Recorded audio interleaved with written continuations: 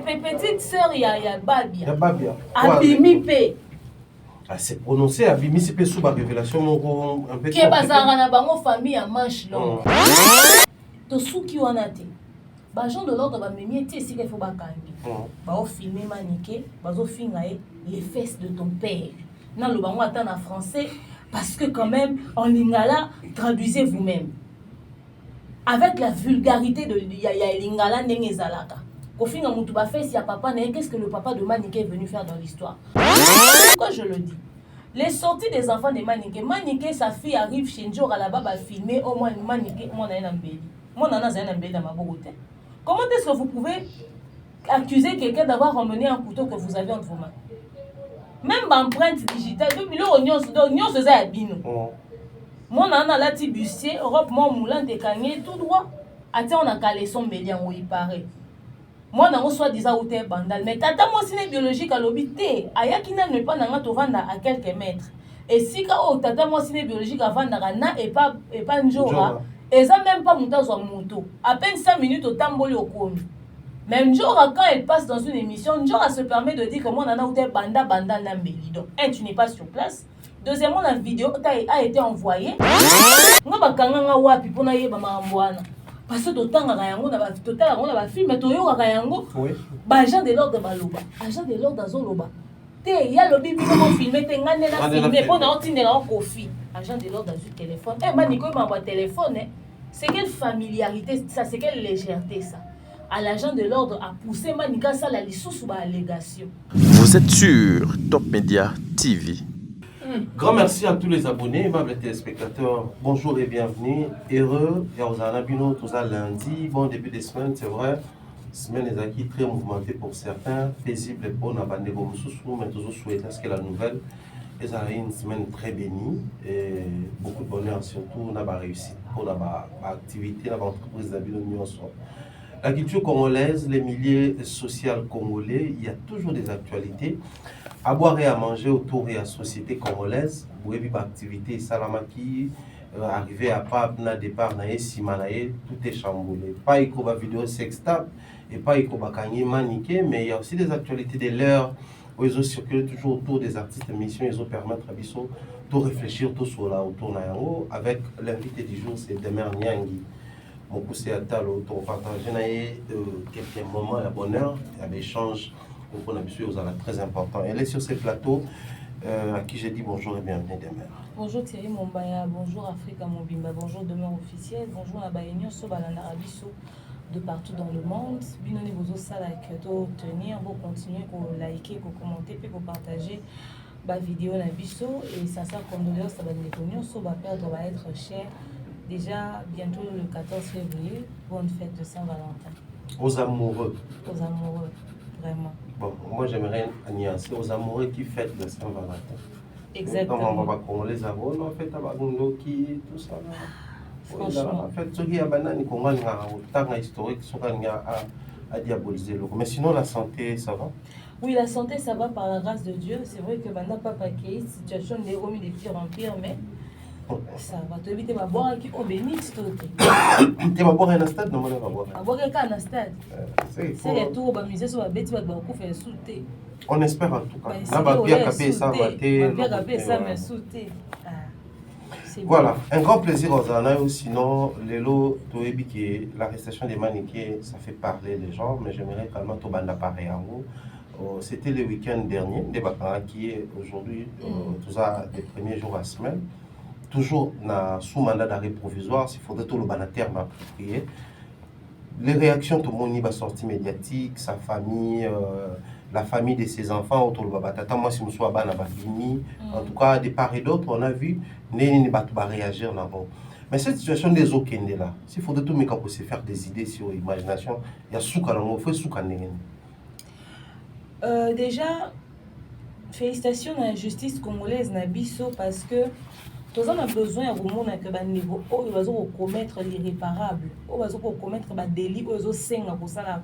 Vous allez confronter la justice dans les médias en ligne parce que les bavions ils ont allé belé to lingi bo na olandela yango boye muto na diffamation bolandeli yango muto na injure public bolandeli yango et kotangela mutu ba droit na ye o akoko sala na o akoko sala te parce qu'il y a beaucoup trop de laisser aller pe beaucoup de légèreté na kati ya médias en ligne. Yango plus d'une fois on a interpellé le ministre de la communication, son excellence Patrick Muyaya, a jeté un œil dans les médias en ligne parce que toza penza na ba débordement, ba dérapage, moko commis à contrôler, ba famille aux la toucher, ba honneur aux la bafouer, ba respecter ba weité, soit disant ba YouTube ba comme ba journaliste, ba comme ba chroniqueur, ba comme c'est-à-dire muta tangele en classe té aza instruit pour na ngoté logiquement aza ta na document ils ont approuvé te ka go ça de lo songolo pa kana mais pour aza na téléphone me filmaka ndepesi opportunité. Alors félicitations à nous pour na ndenge bozo linga pena ko tia moi maboko. Mais apparemment justice congolaise on peut zotia maboko ka na bato yo muto akangisi aza na mbongo. C'est-à-dire yo simple personne boy soki mutu mo aleki akoseli o likambo afingi yo adifame afingi atoucher famille na yo toza une autorité compétente moko te kolandela déjà pour na kobake loko mutu ake musika tozwa ye déjà soki poza na mbongo akomema ye mpe na paketa tozali na mwa mokie wana omema okende oporter plainte justice elandela te ye soki aza na mutu mo aza oplace to aza na mwa bozwi na ye balingisi téléphone. Allez, mon général, bakati, oui, pesa male, foutamande, bima, butu, babimisi clandestinement, lobi moutonga zongi, apesika a sobriki. Apesio sobrika zongi nega kofinga, la même chose qui se répète. Justice nabi so koto ne faut pas ça musala ndenge elongo bani. Na o etali le problème de maniqué de John. D'abord, suite dans ce que faut à la ndenge ni départ dans zaki mauvais. Parce que nous sommes tous sans ignorer que maniqué a sali mabi.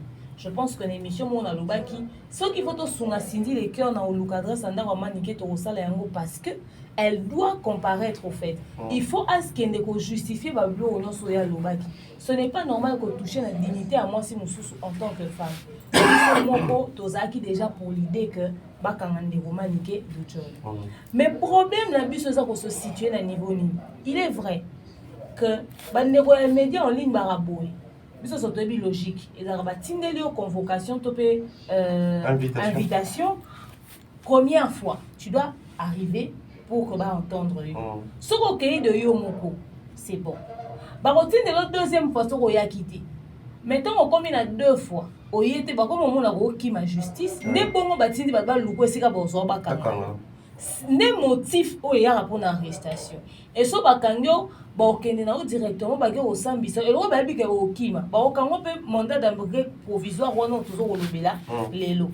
Maniqué déjà ce qu'elle a fait c'est que non seulement Azaki poursuivi la justice, déjà elle a demandé de protéger Azaki que la conversation était une conversation privée.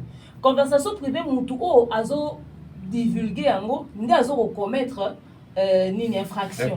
Mais yé bazu conversation privée na yo ba divulguer yango au lieu de continuer à garder silence pour dire na raison na yo bimi yo rappelle so ko ma peka carré yo rappelle so ko za maniqué de John on a 48 ans ozaka nuna ko yé sindi tu ne sais même pas ce qu'il y a ozara ne lomilo wa ya yo oyesu ko clasher oyesu ko amplifier oyesu ko envenimer situation et pour quand ici Congo Brazzaville au sali vidéo na minute on na boda na Brazzaville c'est-à-dire oh la justice congolaise ko kimi donc à commettre babilo ko infraction moko boy na bato bazaro tie caméra yo no bien to comme na niveau mona mboko muto ayambaki na muto avande na kiti bakangi na obino mibali comme ça ils vont permettre que ceux qui reçoivent et qui tendent le micro bakoka ko se respecter pe si maniqué dans tous ces problèmes c'est pas parce qu'elle faisait ces vidéos avec son téléphone hein. C'est parce qu'elle allait sur des chaînes des gens et ton monde dit bah quand la chaîne on a été qu'on se mobiliser qu'on se soucier tu vois un peu c'est-à-dire à commettre les sous infraction les sous goleka. Mais mutu oh déjà à commettre une infraction, nous sommes d'accord avec la justice kokangaye na lolenge wana ke bake olukise ti bazwaye. En tant que femme, il fallait au moins l'habiller, non? Bako obimissé na tenue de chambre boété sans soutif et tout ça, limite on pouvait voir son corps. Bozali déjà non qui m'a appris. Bon PC possibilité à la tata tenue aux oro bombaye. Il suffisait d'un très mauvais mouvement en étant en train de voir la nudité d'une femme. To suki wana teteri mombaya. Bobimi Simaniké de John. Ce sont les agents de l'ordre qui filment. Loi mon côté permettre à l'agent de l'ordre à filmer Moutou. Bon filmer pourquoi? Tokei kuna toko tse na coffre. Même le plus grand criminel va côté na coffre. c'est quel genre de menace? Beaucoup ici na mutuka. Agent de l'ordre ont filmé maniqué de choses. Quand on arrête quelqu'un, on dit, il vous est conseillé de garder silence parce que tout ce que vous direz sera retourné contre vous. Vous ne parlerez qu'en présence de votre avocat. Yo agent de l'ordre, oyebi yango te. Ti kutu na ba filme ba répétera yango. Nga ba kanganga wapi pona yeba maambwana. Parce que totanga yango na ba totala yango na ba filme to yo ka yango. Oui. Ba agent de l'ordre baloba. Agent de l'ordre azoloba. Te ya lobi bi ko filmer te ngane na filmer pona otindela ko kofi. Agent de l'ordre a du téléphone. Eh maniko m'envoie téléphone hein. C'est quelle familiarité ça, c'est quelle légèreté ça. À l'agent de l'ordre a poussé Manika ça la lisusu ba allégation. Manika bandi goloba. Pourtant il faut garder silence à l'obaka na présence et avocat. Agent de l'ordre doit commettre deuxième infraction. Non seulement pour filmer et puis lisusu bo lobby si ba makambu. C'est-à-dire légèreté na justice na biso. Et pendant que Manika parle, elle a commis encore quelque chose qui pourra lui porter préjudice. Quand on a signé les cœurs, on a propos que on a un problème dans l'ibala na yote parce que Meli o Ali Azokisa qui godé on peut utiliser pour Zokisaï. C'est quoi ça? Qu'est-ce que vous faites parler? Ça c'est encore une révélation de plus. Bozo kanga déjà pour na babilobe la na bo salissé li sous vidéo aloba pour botindela muto afundi botindela plaignant. Le problème du plaignant est que ceux qui plaignent a besoin qu'à bokanga manique bo salissé vidéo asengaka pardon ndé kasi bolinga ki bozwa kasi manika mo vidéo ngo pour libérer na binoye. À quoi ça sert de l'arrêter de partir avec elle en justice au salissé de la vidéo pour botindela plaignant? Et c'est qui fait ça? Un agent de l'ordre. Est-ce que justice n'a pas besoin d'interpeller l'agent de l'ordre? On a dit. Mais ça aussi, c'est un sérieux problème demain parce que s'il faudrait remonter les temps, d'accord, on a vu les gouverneurs subir la même histoire. Gouverneur a commencé la même histoire. Tout le monde va te bêler à même bataille politique, tout ça subir la même chose. C'est comme c'est pas la même chose, ils ont dépénalisé. Hein, pour filmer. Nous allons comprendre rien. Il faut pas l'accepter sur un document juridique pour les autres. Il faut pas ça là. Ce n'est pas normal. C'est des choses qui ont été faites une fois, deux fois, pas normalisées en haut. Tant que vous avez un roulage, azo brutaliser mon tout, filmer roulage, on a boluki roulage, on a beau sanctionner. Boluki là, ils sont pas agents de l'ordre, vous filmer en état d'arrestation. Parce que votre travail, ce n'est pas de filmer la personne. Votre travail, c'est les criminels moroté recherché à Boma Batou. As un individu a fini à sali diffamation, c'est ça agent à infraction, ils ont mis mamboana. Bozo kanga déjà pour qu'il copie peine naï. C'est ça votre travail, c'est ça votre rôle. Beaucoup mais ils sont pas blogueurs. Et non seulement vous filmer les bongo, vous tineli yango plaignant. Allez, comme il a niveau réseaux sociaux, c'est-à-dire plaignant en vidéo filmé par des agents de l'ordre et longues agents de l'ordre dans la vidéo, plaignant en et pour relayer en réseaux sociaux. C'est quoi ça? C'est le plaignant qui se fait justice lui-même ou c'est la justice qui doit se charger du dossier? To sou qui en a été. Agent de l'ordre va mener ici qu'il faut pas kangi. Ba filmer maniqué, bazo fingaé les fesses de ton père. Nan le bango attend en français parce que quand même en lingala traduisez vous-même. Avec la vulgarité de ya lingala ndenge zalaka. Ko finga mutu ba fait si ya papa na qu'est-ce que le papa de maniqué est venu faire dans l'histoire? Ba fait si ya papa na yo pourquoi tu as filmé notre document au tient on a réseaux sociaux? Elle n'aurait pas dû peut-être filmer le document mettre ça sur les réseaux sociaux. Mais quand yo po yo finga li sous. Donc c'est-à-dire bon ça nini en fait. Bokangi mutu a fingi bino pe bo fingi. On est où là? Pas parce que maniqué a tort. Tozo po a tort à maniqué te. Mais tout à la paix procédure. Na sepeli parce que les araso qui mutu mo aza mo ba moya kangisi yo au mona au vandi bando za plaignant. Au moni sindi les cœurs à se déplacer. C'est très bien. Bas ba confronter après ba tindi soki pe manika ngona makala. Bosali procédure bien. Mais quand si justice a mo pesa la rendu ndenge lo mobali. Pour que manika za la leçon pour na bande ko mususu ba kometaka ba biloko parce que ngai na yo to vandi yo ba menasa biso bakangisa biso ba betisa biso pourtant so totali ba contenu na biso na même bato ba obima pour ba défendre Kofi na Cindy na faire oyo bo préférer ya biso même bato ba yo défendre Cindy na Kofi ba mériter prison le roi Maniki ba na ba allégation na ba vidéo na bango ba fingi bazolo ba yebi na nya na sima Maniki pour na nini boyebi muto na sima Maniki bo porter plainte directement. Et bon lobi que moi si ya mutu wana azalaki prostituée na boulevard. Et bon lobi kazo bimana un certain Christophe Kazadi, c'est des allégations. Botanga kombo mutu ango. Kofi nga nini bato bazo défendre Cindy na Kofi basalite. Le dossier est à la justice. Logiquement parlant, toute personne qui défend Kofi Olomide doit se taire. Parce que le dossier est à la binauté. Les personnes habilitées, l'autorité compétente est en train de s'occuper de la situation. On ne veut plus voir des sorties médiatiques.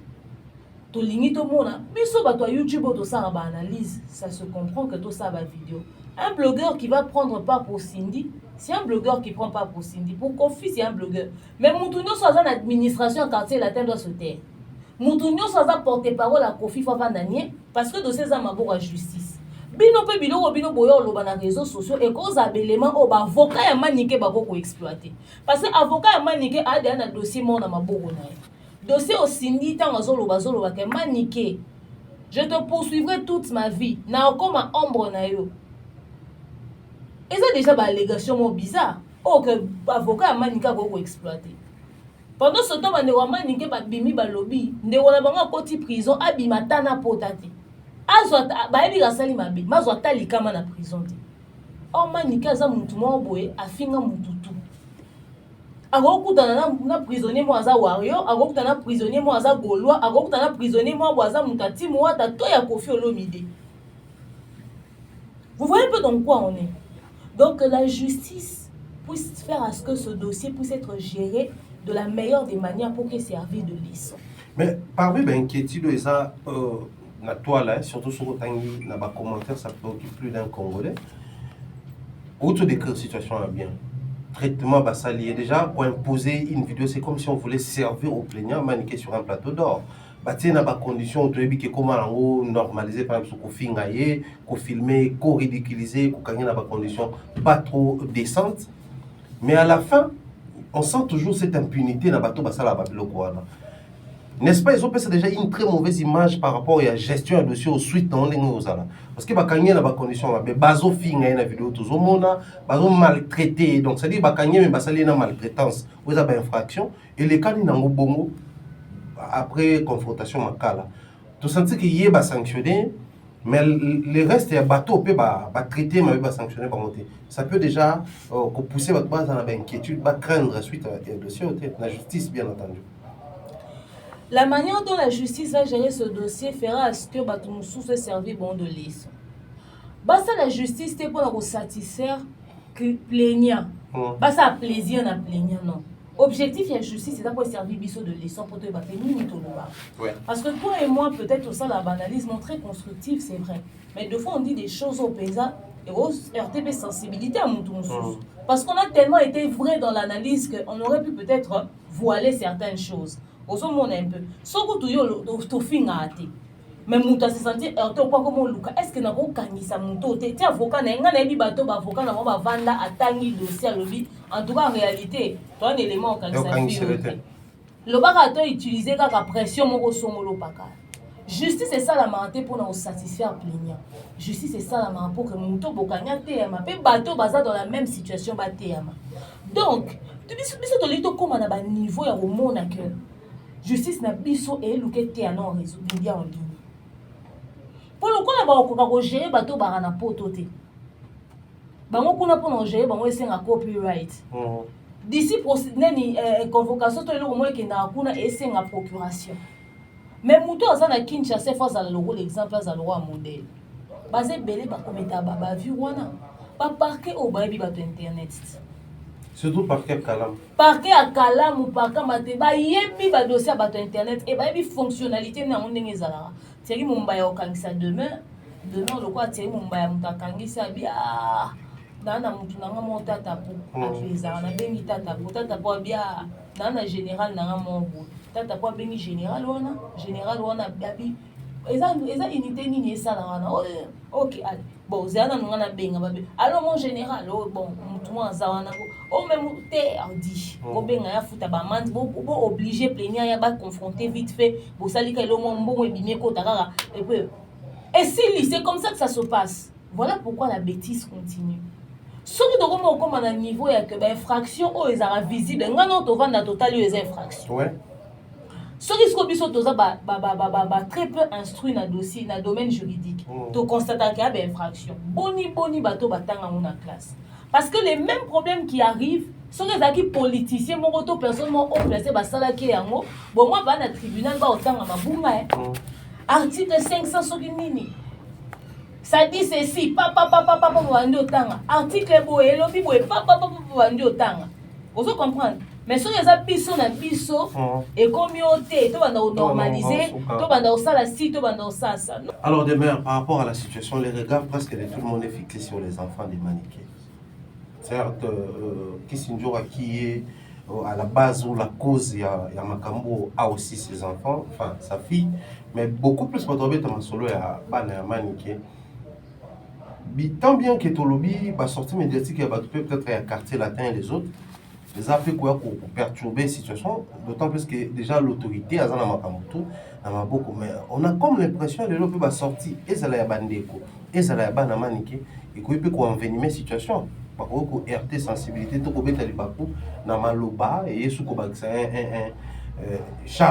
une charge de plus monument qui est en zolo ba mbelio ba bomela qui tel il y a un peu ya bomelon et ça a salé sous ba allégation justice a se saisir ça na moto ne Japon se saisir dans moi tant on peut bananer bazoya koloba ça peut encore rendre dossier encore sous très lourd puisque d'ailleurs s'il faudrait réunir les éléments Netinaka et Sindio à l'objet bafingie, l'avocat va vouloir suivre tout ce qui se dit autour sur Internet. Parce que l'allégation est maniquée dans les réseaux sociaux. Oui. Donc, même au bandéroné, on profite à maniquer et dans les réseaux sociaux et dans le souci aux éléments pour nous défendre clients dans les réseaux sociaux. Des sources à Bangonion surtout. Et ça y a maniqué, et ça y a qu'à Cindy.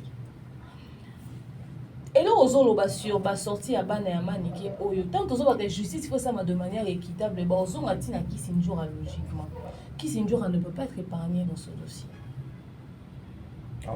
En principe, Kisinjora, c'est elle qui a divulgué l'information. Sachant que la relation de Fally Ipupa et Cindy Lecoeur, d'après Kisinjora elle-même, puisqu'elle a fait une sortie médiatique. Oui, tout comme à niveau Internet. Comment quand on dirait tout ça qu'à l'époque pendant les paroles s'en vont, les écrits restent. Tout ça à l'époque il y a les paroles restent, les vidéos sont là, les voices et les captures. Tout reste. Tout reste. Et là qui m'a laissé arrêter. Kisinjora qui fait une apparition médiatique avec un certain Landry qui serait d'ailleurs le concerné dans la situation parce que d'après témoin basé en tout cas le procès Oyo ce qui il faudrait témoin baza Aïdor bazaki ensemble na Prince Babia bagé ça l'émission na chaîne na bango bakendara ya Mike Lokamba bagé ça l'émission kuna na Prince Babia Prince tozana Landry Olomida kutu ndenge za boivie na makambo ya likambo ya ba petit fils oyo en tout cas soko koteli au sale bien oui Landry que c'est bon Prince Tokendi bakomi kuna c'est Landry qui entre voir le vieux Quadra pour dire petit prince Azali bande vieux Kofi qui dit à Landry tenga na yamba ete tata moi sina Kisinjora loba na ngake ya koma warrior fallait foutre la reine. Le problème est parti de là. Les gens ne veulent pas dire d'où est parti le problème.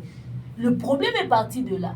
Oui, on joue que na oyamba mwana ni prince Babia na koma na warrior akoma na muta Fally kutu fallait comment foutre la reine et tout ça donc na oyamba ete quoi.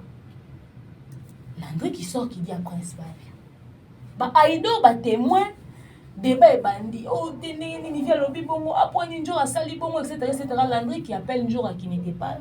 Njora qui appelle Aïdor plutôt pour leur dire Lisoloana via Beteli prince bosso la neka de sorte ka bete la maman na emanikete parce que soki maman na emanika yoki yango et ça na bien Aïdor le roi témoin au ba confirmer alors prince qui s'est dit bon on tourne dans une émission te prince à zone avec télé quand même maman n'est pas tata moi aussi nanga yo ko ke lobelo a bonoti et quand prince raconte à sa mère pète un câble et appelle Njora babandi au soin na Njora fois bim sa conversation nyonso parce que Manika benga bandi au se plaindre yo ndeni olobi yango na Kofi. C'est pour ça que Manike a dit à Njora que yo ndenge nini yo zoloba boye yo kutunde muto boma papa na yena nous prince ango na Kofi otilaka $500 na ketch. C'est de là où est parti tout ça. Et puis aye oloba na lisusu mambo asindi. Njora qui passe dans une émission avec Landry. Bango mibale Landry qui dit oh il prince ayaki sans invitation et pas Kofi a kominga mutu na yamba ki moyena kotise ezate po ayaki sans invitation. Pourtant yebi ke bazala ki bango nde bebi si prince loko la vie azo mambo bakoko toke. Mais bango tango bi bande bebi so bazo ba prince akende sans invitation. Et Njora qui se joue les étonnés oh ngai tango na yoki kaka na comprendre te manika bandi ofinga ngai na zuba voice na tindeli famille asi. Manike Njora a vendu Manike. Parce que Njora dans cette même émission Njora qui dit Sinda tigala obimana falite. Ngana yebi ke mamwa neza ya lokuta bon yo oza tata mwasi ya bana ya Manike. Oyebi ke mamwa neza ya lokuta. Ozui ba voice anoti de la famille à Cindy to pesa Kofi pourquoi? Sachant déjà que l'information elle est fausse. Ouais. Avec quelle intention tu vas envoyer une information fausse venant de la bouche de la maman de vos enfants? Oh parce que alobango mingi ke Kofi Kofi na ngai tolia babia. Soka alobango mingi c'est boye bien ngo. Mais likamwa Cindy ebi ke a fausse. Otindi yango pourquoi l'intention de nuire. Donc dans cette histoire même déjà qui Sinjora a osé l'épargner. La chose qui fera que famille bava nanie ezara asoki bazu avocat est bien ou avant d'ici famille si bon moni na minute soki bomeke au ça ba sorti et qu'on retourner dossier parce que so tobi to réunir belément to bi m'appelle msoumani ka ko zape innocenté peut-être quelque part pas ko ko zape sous Njora na makambo c'est-à-dire baza possibilité de récupérer situation. Pourquoi je le dis? Les sorties des enfants de Manike, sa fille arrive chez Njora là-bas, va filmer au moins Manike, mon Nambeli. Mon nana Nambeli dans ma beauté. Comment est-ce que vous pouvez accuser quelqu'un d'avoir emmené un couteau que vous avez entre vos mains? Même l'empreinte digitale, depuis l'oignon se faisait à bino. Mon nana là, ti bustier, Europe, mon moulin de cagné, tout droit. Attends, on a calé son bélian où il paraît. Moi nango soit disant ou t'es bandal mais tata moi ciné biologique à l'obité ayaki na ne pas nanga to vanda à quelques mètres et si ka o tata moi ciné biologique à vanda na et pas Njora et ça même pas monter sur moto à peine 5 minutes au tamboli au komi même Njora quand elle passe dans une émission Njora se permet de dire que moi nana ou t'es banda na mbeli donc tu n'es pas sur place. Deuxièmement la vidéo a été envoyée par quelqu'un qui disait dans la vidéo bo simbi ça mbeli to filmé. Pourquoi vous simbi sa mutumbeli pour filmer sur les épaniers? Vous pouvez tout là qui en ont nini. Zala na mbeli no na mabu. To filmer na mu. Bino na mbeli na maboko na bino bo loba na mwana mbeli e uti wapi mwana ko loba te. To tika lo yoka version des femmes mwana ta sur la vidéo. Et l'explication de Njora c'est quoi? C'est que ote mwana tango akomi. Écoutez Njora, mwana komi sikoyo, mwana tango aye, mwana banzo loba. Oh est-ce que vient Njora za to ba c'est vient Njora za te. Obo Dakris azate maman ba moni suspect. Bo moni mwana ndeko na bino o bozala ne famille moko aza censé koyepa na bon suspender. Ngana mwana ndeko na yara déjà. Na yo tout na yo. Bo mona suspect point. Si quand on ba moni suspect, maman muta moto o amema ki alobi boke bazana mbeli. Donc muta moto amoni muto azana mbeli amemie quand même. Est-ce que ça a un sens? Yo kumba moto. Omoni ke muto ayo tele miso na mbeli yo meme. Yo banga teka poignarder yo moko botolombo. Oyebi pe sika okete. Et puis à remarquer mbeli on ndenge zena caleçon na sa robe. Mais quand même risque en mais bon ça c'est pas un problème supposons. Muto na zapi. Donc bon filmer, bon on a mbeli na maboko ba on koloba ke mwana ayena mbeli. Mais to tika yo za preuve muto. Fais pas filmer muto en témoigner. Ba bimisation muto mo boité wa zate. Parce que fa ka bima on témoigner que ngana memaki na moni na mbeli. Muto a signalé bon ba moni suspect muto na zo exister. C'est-à-dire que ba sortie médiatique ba mo tout ba ça na ba biloko nyonso ba créer et bon ça la élément et reclouer ba tout à dossier. Moi je comprends la réaction des enfants de Manike abandonnés à eux-mêmes, maman abandonnée dans une situation ba déprimée au fait. Ba perdre pédale, ba na besoin de canaliser. Oh, Prince Babia qui est à moi un jour, ils ont crise de colère. Seulement, il faut pas ça on doit canaliser par moi. Ce qui par moi nion sondé. Bon, moi un jour a pas le bilan d'émission. Ok. Oui, la crise s'est passée dans une émission. Elle s'est prononcée. Ken Piana Moutayambi en duplex. C'est-à-dire, Moutoutou quand on a avocat va gérer. Parce que ezala njora, ezala maniqué, ezala bamoto, et l'ogonio, si on va regarder silence, tout ce que vous direz sera retourné contre vous. Donc, Bazan, oh, petite sœur, il y a Babia. Babia. Abimi P. Ah, c'est prononcé, Abimi, c'est sous ma révélation, un peu. Qui est Bazan, na bango famille à manche longue. Il faut se taire. Justice, il faut ça, ça, na monde et le mot bani. So dossier où est-ce que il que on maniga bimi prison et si les hommes y ta kubasenga ni pardon na sindi teto c'est un honte. Il est temps que les gens puissent comprendre. Parce que maniqué dans le jour, on est bazawana. So basali yango bongo lobi ba opesa na business na monoko baliesa ninde baliesa na internet. Ça sera la même histoire qui va continuer. On a besoin des résultats. On a besoin de voir une justice qui va vraiment mettre en œil. Parce que maniqué tout le monde a deux fois les gars dans émission en état normal. Justement, c'est à cause de ça aussi il faut rejoindre l'option le bac qui a bateau bazo taper micro. Bato ba otande micro au moins les maniquas dans les vagues. Va pepe ya kwiti te po muto ana kwiti na muto ana kwiti ya pongi na muto ana kwiti ya meli ba bombe to ba biloko nini e banaka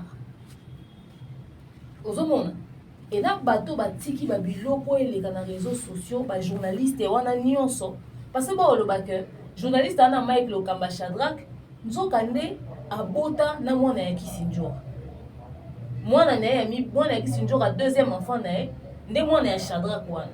Si vous y Shadrack quand on a un qui batika manika le barba du n'importe quoi sur leur plateau. Il y a un piège na bango ba sala en fait ce dossier oyo kaka et ça quand on a signé les cœurs ba la na falité. Mais ça na ba fenêtre bon on était ceux qui bon pour ça open faut ça la ouvert au grand public tu as filmer tout ça la table direct. Pour et ça na matière en fait il y a tout un contenu derrière et si la justice congolaise se permet de gérer ça avec légèreté asengi pardon boyo kele mawabota la kaketa ya manike ba koyede même bana wana ti même ba prince wana ba koyede ba monter parce que prince est victime de sa mère, il est victime de sa famille paternelle. Oui. Tala tata mo sa zolo ba que yaya na e babia atikala ko lingate prince sa musique abanda ko linga pete prince ki na riba ba njora ki na so ba bu tango babia kufi Kisinjora yo yebisaye oh moni babia wana prince denga za wana zo beta musique azo mama kasi nga na lina soye na banda ko yebisaye tout ça musique na era bando yemba bando sepana ngo to sala mbongo to kolia na muto babia boye pourtant famille mobimba ba esa ke biso to confier au prince le rôle ayo ki la ra gérer njora ko insister ti jour son njora il est $200 tant njora payé $200 a payé sur la presse. Tant on moni que moi comme bébé moi comment il na teka ki moi. Comment est-ce que l'on va bon pour ma émission? C'est-à-dire juridiquement ba vu moi ça quand ça marambo yo. Et spirituellement to mi to na soba na ba protéger. Ba biloko to monde ça ba be na liwa. Tout à fait. O be na porte ya esprit des morts et ça pour les makasi. Sans protection. Et ce qui m'a en vie, c'est la miséricorde de Dieu. Et on a une maman inconsciente, avec une famille paternelle distraite. Et on a la justice congolaise qui doit faire, et jouer même au rôle la taille à autorité dans mon kiliboyase. Pour moi, ni que ce soit qui les sont en bien, à Kobima, comme maman malam pour na banana. Manika a eu ses enfants, toi. Wali Bosso Bota, Manika avait 14 ans, Jonathan. Alors, Bota mi balé na 17 ans. C'est-à-dire, abandi via Kibomama na Kibomine. Tala na ajo Manika Zanamo. Ce qui va me gérer dossier ou bien pour vivre la scène, nous soit dans les réseaux sociaux aux terrible. Donc, toujours ça a confiance en justice congolaise, mais je suis d'accord avec toi que tout le monde doit se taire pour que justice ça nous bien. Taisez-vous et laissons tous la place à la justice congolaise de faire son travail. Déjà, il faut comprendre que Macambongo la direction sous risque que vous allez échapper même contrôle. Il y a des plaignants. Ça, je le dis comme ça, je ne dis rien.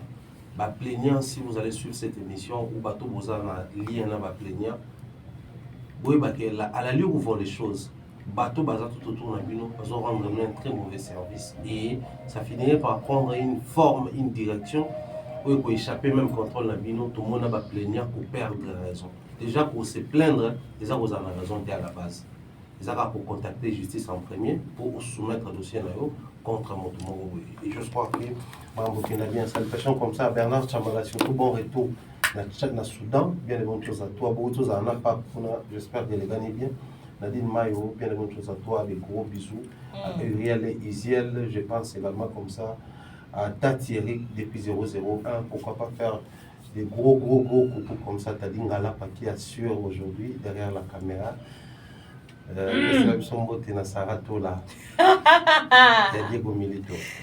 tout cas, émission les Bisibino, mais c'est terrible. Cette histoire, la base, surtout tout réfléchir, c'était, enfin, et tourner au Moroboé. Dès lors que tout le monde a dit Madame Cynthia Saki réaction. Effectivement. Tant qu'on va publier une vidéo, ça fait parler les gens, puis après on commence à calculer sur ombre, ni les canaux de justice, des trucs qui n'ont pas été comme ils pensent placer comme ils voulaient. Mais quand on maniqué, audio n'a pas qui s'est refouillé, à l'instant où nous sommes en train de parler, Nati le collé puis audio n'a est fouillé. Par contre, il y a des audios, où ils ont spam, j'aimerais tout parler qui n'ont même pas oublié, à suivre l'audio, j'ai compris qu'il parlait avec Nati parlait avec Elegantissimo. Elegantissimo. Moulay. Journaliste Moulay, on a profit, on a rappelé na Ouata souvent, tout ça là. Ok. Patti Ambroise. Ah, c'est comme ça qu'il s'appelle? Ouais, on l'appelle comme ça. Dans audio, il est en train de s'étonner du fait que, bon, audio en tout cas, Hollanda, l'étonnement des Nati, c'est pour moi, la condition, si il y a une vidéo, pression, mobile, pression, est-ce que bima vraiment et pour nous s'étonner du fait que même bango bateau va s'en passer dans la il y a pour ça la montée que moi c'est dans la boîte de tout ex moi il y a 10 ans passés, 4 ans passés ou 5 ans passés. Ça c'est la réflexion des Nati, c'était aussi une conversation donc logique dans les a privé. Mais à bimisi élément on a fait bon directement na kata audio zoloba. Et ça, ils ont étonné parce qu'après, il y a milliers de personnes et médias. Pour ça, on a moi, si mon il y a plus de 30 ans. Pour lui, il se dit, il y a 30 ans, il y a minimum, soit que l'on m'a perturbé. Mais moi, j'ai une expérience dans la vie. Et puis, il y a milliers qui m'ont au moins, il y a 4 ex-mots, il y a milliers de caca. Et ce RT, et c'est toutes les pages qui disent son nom. Parce que, pour authentifier, non, mais net, il y a des voix. Netto qui début, il parlait avec Patti Ambroise. Autour d'un sujet comme ça, ça craint. Parce que ce qu'on a dit, les solos na parti en soi, c'était à l'Ingiba créer climat de paix. Il y a Zalo là. Na Mopao. Donc, Fali na Mopao. Faut Patti Ambroise, ça c'est une médiation pour climat de paix. Mais avant tout, quand on a un climat de paix, on a tout ça. Il y a maintenant aussi les noms des Nati dans cette histoire. Comment tu fais quota? Comment tu fais quota? Bon, ça va vite surtout dans le quartier. Et yo ça déjà. Il faut battre quota. Il faut battre quota. Bo benga tana ba journaliste ba RFI faut battre quota dossier za munene mingi so batangi na kati te ozuite quoi. Et ça dossier mozo concerné ba légende quand même, il faut que tout le monde soit cité ma kosozo zanga. Faut ils vont rien se saisir la situation. Soit comment on doit réaliser une émission en français. Faut tout ça là yango. Tu sais vandi na communauté mingi comme on charge. Et bon to kabola to comme oyiba ka ba live ma koso to relais pour analyser au panza biso mutu. Il faut panza na dossier, il faut bimer fonga mais comment non to kabola matière s'il vous plaît. Au fait na mba ba capture moko Norbert Aliso na monté mais na mba ki ba capture moko. Namoni milieu de musique et dans la salité à l'eau à théâtre encore un peu plus sale dans la médiocrité Mais la musique, si il y a une salité, mon beau, oh, bah, on va ponier à la salle. C'est mon bail. Milieu musical, tout milieu théâtral, bah, balingana entre bas. Na YouTube, balingana entre bas. Combien de couples et obs sont na YouTube? D'abord, normalisons la situation. Donc, déjà, Kolingana, ce n'est pas un tabou. C'est pas un tabou en soi. Ok? Nalobaka yango, Sarah oza d'accord nanga. Moni biso basi. So moni moi sortant à 15x. C'est quand on a bon 50. À réduire ne. O biso basi to linga ba ex ebele. Garçon mo to pesa na no ka business temps au point. To na bi ke relation o so na me ko yebisa ba to ke na bima na e o créer mo lo mo boy na o bomba. Vous comprenez? Et on a une relation de transition où existe. Entre, au sein peut-être 2 ans de relation, mais tant au Gabon, il y a 2 ans de liboso. Entre, il y a un peut-être garçon, moi, il y a un katikati. Le portage à penser relation, on te soit ezara sex friend, moro boy, vous avez dit la soif, ça, les cas, il y a ni moi, kimi, tu vois. Au bête à penser l'histoire parce que tu n'as pas considéré ça comme une relation comme telle. Surtout ma relation, oh, peut-être les amis qui ont se flatter, beaucoup mis dans mettre mon pélobi, sili, dans mon bengani souté, au calculons pourquoi. Deux relations, moi, au ébi que vous avez beaucoup, ça n'a beaucoup d'années, non plus d'une fois. Au calculer pourquoi. C'est-à-dire, la vie à tous les jours, coûte les alarmes. Boni, dans le milieu. Dans le bâté que moi j'ai fait ça. Dans le accusé, peut me souhaiter d'avoir fait ça. Mais toi, Mikolo, ma casse, poto, l'auto, bah, qu'ils ont existé. Nous sommes très vieux pour dire que ça n'existe pas. Donc, que moi, l'on me dise que cette histoire était vraie, que ça avait existé quand même. Pourquoi je serais choquée? Le problème, c'est d'envenimer la situation parce que ça n'a pas lieu d'être, en fait. Beaucoup de soins n'ont été pour la qui ex-moi et à calo, bah, tout va calculer. Parce que les solos, tu as totali. Toute prétention mise à part, je ne diminue pas la femme. Cindy Nenga Zalaka à l'époque, il y a Wasawa. Attends, moi, je me moi, si d'autres Cindy ou Tali Fali. Est-ce qu'il fallait que je me au Cindy à Bobo? Garçon à Bobo. A Ningisa va Niki Menga Hollande na Mbeli na Poto. Déjà, le scandale à Bongo et Salama. Niki a Bondeli, fallait à Balaye, Bakeka, bon, Vana Bonda, monter, mais fallait à Balaye, Kakabazatan, de toi, pour la banne, Rota, la Ratabana. Batanti na poto bazo investir sur fali garçon manzo to miki nana ketchup hotelinga na zinga sindia ko boya garçon bon kane sindia zale bon. Il se peut qu'il y ait eu un truc mais je ne sais pas pourquoi on envenime ça aujourd'hui. Je banalise parce que c'est bas. Et même Nana ne peut même pas être jalouse d'une connerie comme ça parce que ça n'en vaut pas la peine, Thierry. Son nana siri pour les locaux, c'est que Azado Yemoku n'habite Azad distrait na niveau nana soit concentré s'il te plaît. Et c'est le Romo Anatina. Au final, Cindy Basali combien de temps ensemble? Pour nous, ça m'a montré des relations amoureuses, moi, Miki. Effectivement, la vidéo de Cindy, on l'a tous dit, hein, ça avait l'air d'une vidéo sous pression. Soit c'est elle qui était trop énervée. Parce qu'il y avait le nom de Fali, soit c'était l'homme qui était énervé au fait. De là à mettre ça sur les pages, au fait, l'idée de l'idée de la vidéo de Cindy, c'était pas Bimisa Fali, le roi Moutumabe. Oh, Moutou Bolinga Bimisa le roi, à Kerotina Batouba Lobaka Bimana. Mais Elo Bon Betaliza, ils sont en 2023, peu importe la forme ou la connotation, c'est un passé lointain. Qui normalement, sont boyo qui bongo pour gérer en interne pour que Bimakouti. Parce qu'ils ont des beaux créer climat et instabilité dans le couple de bino.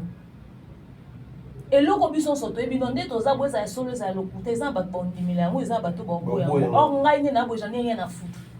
Mais est-ce que tout le monde n'a rien à foutre de cette histoire? Et puis, même si Babi Cindy c'est une femme de caractère, à Boyara Neti na souka pour fallait ça qui va avancer qui n'a bon dans tous les sens. Et ça ni en 2023 pendant qu'il y a un album sur le marché.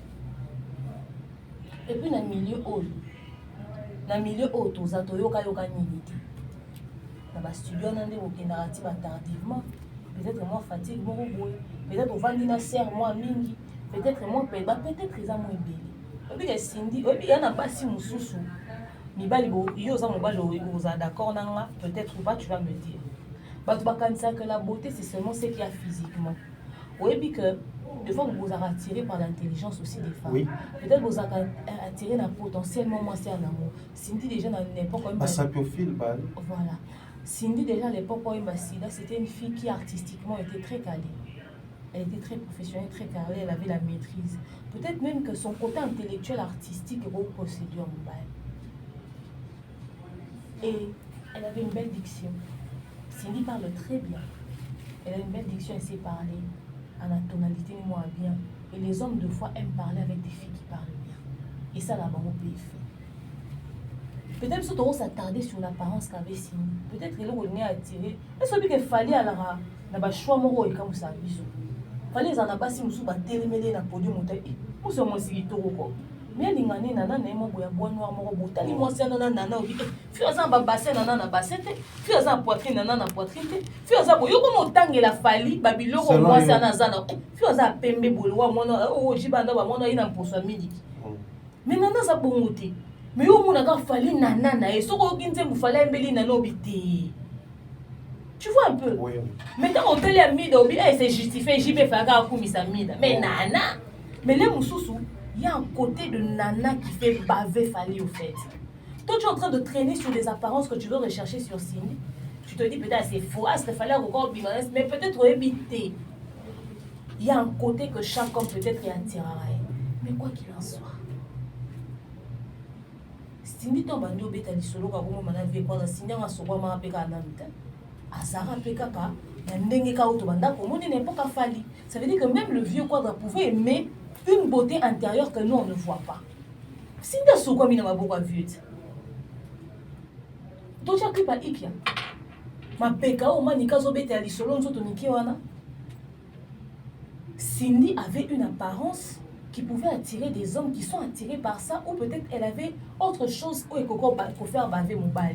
Biso to lukato lo basindia soko meta za ki flou sindia za ebo mais ça ne loko eko essaie peut-être vu. On va pas s'attarder sur ça. Na milieu mambo ko mara ebelé problème na biso eza. Elo akala makasi bon to c'est dans le débat en 2023. Vidéo les acquéreurs monumentale. Kokangisa manike ninge ko bakangisi pour diffamation na monde bani ba TikTok bazo ba Cindy. So memi manike tina makala sa mambone za yaso. Pour sûr makasi bongo ebete ke dossier bongo likake bima nani abeti lisolo wana yango zo mona ke ba série maniki makasi po lisolo mo ezaki ya kobomba makasi bongo ebimi to ndengeni so qui vient natia zo bakaya peut-être 2 3 4 personnes sous na milieu ba bima pena Cindy mais c'est normal aza mwasi aza na milieu ba artiste et puis est-ce que sika oyo fréquenta mingi nde sika ozo bato oui neti ngai so na sala théâtre mingi ke bo singa ke na ba ex na théâtre pour la nini faut kamwisa bato. Parce que c'est un milieu peut-être dans la canne, tournage. Et ça a bon mot. Sala, peut-être ex, c'est le milieu que tu fréquentes le plus. Oui. Neti mutu na internet asara na YouTube boy, soka lingi mutu na YouTube. Et ça milieu, yo ba kama, obino basa kinka mibali ya poto to vanda na YouTube. Les mususu nde to vandi na bureau wa boy, le to retourner na Sarato la TV. Ne to vandi a journée mobimba banda to kotia banda to mati to moni libanda te garçon ata muya kitoko malonga ko linganga na nzela to yo pe mwasi malamu koka komona na nzela o mone ne nini okanga miawa so to tourner na jardin kuna to zakaka to vandi esika moko mais bato ba mona ngana yo ezaka bato batala biso c'est normal que za mibale ya poto nde ba olinga basi. Donc si data botangeli biso 700x na eke bazaka na milieu ngana kokamo na ngate parce que si à l'époque azaki ni bato ba ba kesa ba cœur na banzembo bato na ba studio na ba biloko bato ba yeko tia ba deuxième fois peut-être kaye ko arranger peut-être kaye ko corriger. Donc moi personnellement ça ne me gêne pas, ça me surprend pas. Seulement si on en parle aujourd'hui, c'est parce que la chose est arrivée sur les réseaux sociaux. Le vieux quadre n'a pas protégé la dignité de Cindy. Si aujourd'hui on commence à entrer dans le passé de Cindy pour fouiller et même découvrir ces choses, c'est parce que lui il a fait le choix de rendre virale une histoire aussi qui pouvait rester secret. Bissotin de toi responsable de l'humiliation à Cindy sur ses ébats. Il a passé naé, et ça bango monde basali chouana. Tant où vient Natia Zoroba, que c'est par là que je chute, que nous vieux, n'a 30 ans, il va jalouser, va monter loin, etc. muta ba maturité bezala muta maturité te vie azui combien de basi na vie na eli kambo singe lengisi e makasi bo c'est que vie lengisi ndie to ezaka po eza fali na banda ba likambo banda kala problème amani ko ezaka po fali na kati. OK. Mais après si c'était un autre ex on n'allait pas en arriver là. Papa il y a un internet yo sani ceux qui ex mo ba sala na bureau boye ça biso on internet poto sani eza bana obeto tonton mo boye to benga neti na to tanga neti nani to be tonton talinga la pa mo ba sala na bureau mo boss mo buto sala na bureau mo boye oyo ça biso na internet ke manika lobby ke tinda bimaka na ex mo ko boazaka ke to sana ngonini eza parce que sa personnalité publique ne sujet faut intéresser biso na yo na ngayo kasi to ngento to vendre to sala mo mission po ben connu on a ba ngaba ko ta miniature ata ko baba ke za politicien moko boye na ko ma jamais et ah oui mza ofali comment ça ko sa bango kabima ba la na sindi sindi na droit ya bomba ba ex na ya confirmer bango ta lo bango ta wanga na yango eza vie na e o ese baba sara et comment mamunelogi so ko sa kini. Mais à cet âge-là, le vieux devait gérer les choses d'une certaine manière. Dans l'évité son attendre émission nani. Et puis que vieux, babi dans le village, sur la sage balara. Les arasso qui prennent mes abazou à mikolo ya moka. Bovandi bango. Bango ne ba son abisso na romé mama kam na réflexion. Mais vieux makambo nenga gérer lango. On est biso ne to ko sage. Pour likambo nyonso nenge komiti boy. Mais ce qu'on vieux nati le rôle impliqué dans kati makambo yo. Lokola zane ka mutu azara pemi na fali. Mais aussi la même histoire, la même situation pour ce que tu as cité Zarara. Il peut bimisi voice na. Déjà là, il faudrait te mettre une question. Il y a moko muta bimisi, to patine Saraza ou batine de la guillem muta bimisi. Saraza ou et Abnani, qu'est-ce que je dis? Ça encore la question de mon question de ton patine Saraza. Ouais, quand tu as patine Ambroise, muta bimisi ou comment. Mais aussi dans la même histoire, na voice on a toki parti moko dans le chité wala. Azoloba réconcilier Fali et le vieux quadre. Mais Natina logique nae azo prévenir Ambroise en disant que c'est vrai le respect au vieux Azarana envers au Fali Azarana tu risquerais de perdre parce que le vieux Azar connu comme récidiviste. Et ce qu'il un jour n'engozo bongisa bango ce qui ba bongisa que ba bebana na o défier au kaka vieux mutobana ko bebana. Apparemment ça craint en même temps oh non il y a rien tout est calme mais tu as un problème na yete. Et logo comme on a démarche à partir Ambroise la crainte y a nati ça prouve non c'est bloc que ba yo donc ba semblant wana o ezaka ya ba semblant wana tu vas voir na volonté ba yo na raté après mais ce qu'il a dit c'est quelque chose de vrai son plus sur débat fragilité vieux quoi bien quoi dans la sensibilité ni mon bobison c'est comme ça biso yene ngazana awobeba na makasi na mutu asaleli analyse ya CP na moté ma olimbisa facilement mutu afinga ki une émission. La preuve, l'autre travaille dans Yamakona. Garçon a un modèle à finir avec l'internet, à dit on va n'a pas mis en profit. Bien là, on a n'engagé mon bon fonctionnaire. Au biso n'a pas eu à tête au ventre, tu dois réfléchir, tu comprendras jamais n'engagé à dans qu'il a autant moula évaluer qui pomme. Azaki wapi. Donc c'est dit vieux azap une matière à réflexion. Maintenant que partie Ambroise puisse être un pont entre Kofi et Fali. Je pense que la discussion, tout le conflit entre Kofi et Fali, c'est le vieux quadre qui est censé être la seule personne à régler la situation. Naomi Loba, ata président de la République a eu la Katiwana. Ce qu'on dit, mais ça pour l'autorité au Yaza, mais ça c'est parce qu'il porte ça à cœur. On dit le vieux a un rancœur, moi, il y a ma casse, il y a un saranati. Mais c'est la question qui revient toujours. Rancœur, on ni ni posé. On dit, oh là là là là, oh le kakakasi. Ah d'accord. Parce que tu comprends que colère est à ma casse bon. Soit tu as découvert on a arrêté ton effort, fallait à sali ba pas ébélé. À sali ba fort ébélé. Jeune moi ba bima finga profiter. Jeune moi ba sala musala ne profite papa ne papa ne papa ne. Il a tout fait pour être présent. Maintenant non to vanda moi si moi finga ngana fali ben sanité vie quoi dans la vidéo voice on a zo partager. Atinela nanga. Ngana to be bana pourquoi? C'était ça.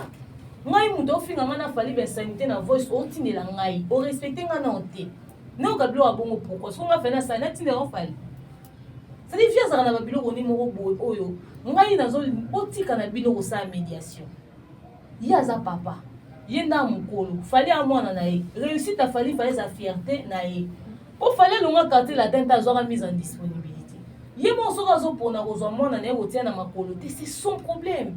Qui ne se plaigne pas quand na ba kokoti. Bana misusu ya quartier la te ba mi benda pourquoi? Vu à na crise de nerfs na za na ndingi na sela ba makam. Lelo Cindy Le Cœur est dans la sauce, on commence à parler de son passé pendant que c'était une fille sans histoire. Qui s'intéressait au passé de Cindy Le Cœur? Même j'ai 30 ans na maman national là qui par vie na été.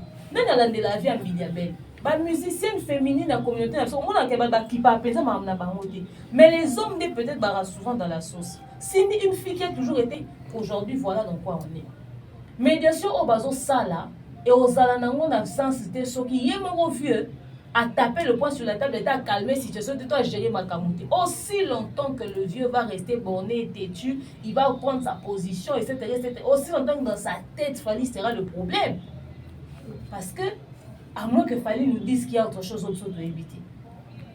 À moins qu'il y ait pire que ce que le buisson s'auto-évite dans le milieu musical. Mais à part c'est ça que moi, si mon roi aux humilier. S'il vous plaît, mon toutou a émis quoi que ce soit comme information à Cindy, pour la femme qu'elle est, n'en parlez pas. N'en parlez pas et ça va nous éviter ma camonio surtout. Et vous évitez puis ça m'a protéger Cindy, bon la vie quoi d'accord sous ça votre mais tola tola mukapatune ba bimi ba ndio finge sous ça votre mais ba ba msoso. Donc ça de Cindy est une femme, elle n'a pas besoin de ça. Même pour le fait que c'est une femme, protéger Cindy. Très bien, merci beaucoup Dem Tokumnasuka. Moi j'ai dit comme ça les gros coucou à Iran Bioma depuis l'Australie, je ne sais pas pour qu'on ait dédicace à l'année. Oui, dédicace spéciale au King Akambos Mobutu, maman Maliane, dédicace spéciale à toi, dédicace spéciale à ma maman de cœur, maman Mariam Bondo et Papa Roy, salutations à vous, salutations spéciales à Divini Kani, maman Bibi Chemon Nabuka, Topé Chemon Tessiko Zami, Nadine Mayopé, salutations à yo, Belinda Bellevue Candila, patronne, salutations à toi, MK Production, Kalamine était ma solezo Robanda, Papa Mike, salutations à toi et joyeux anniversaire à notre fils Zion, plein de bonheur, plein de succès et on est ensemble. Voilà, merci beaucoup, c'était Demer Nyangi, un grand merci à Sarah Tola pour le plateau, merci à Tadinga Lapa pour la réalisation et portez-vous bien, on se retrouve prochainement.